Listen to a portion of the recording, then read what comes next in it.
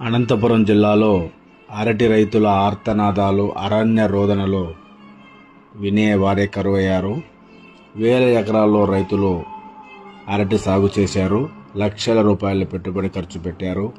పంట చేతికొచ్చాక దళారులు, వ్యాపారులు టన్ను 2000, 3000కు అడగడంతో రైతులు దిక్కు తోచని స్థితిలో కొట్టుమిట్టాడుతున్నారు.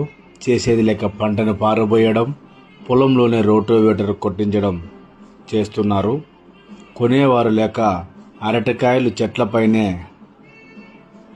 పండుబారుతున్నాయి.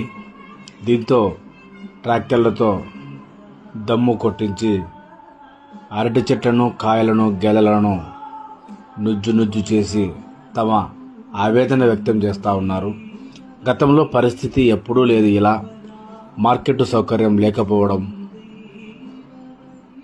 మద్దతు ధర కల్పించకపోవడంతో రైతుల పరిస్థితి ఇలా ఉంది.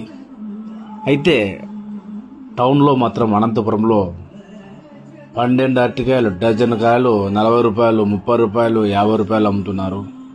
అక్కడ అలా ఎందుకు రేటు లేదో ఇక్కడ ఇలా ఎందుకు రేటు పెంచుతున్నారో అర్థం కాని పరిస్థితి రైతులకు ఉంది.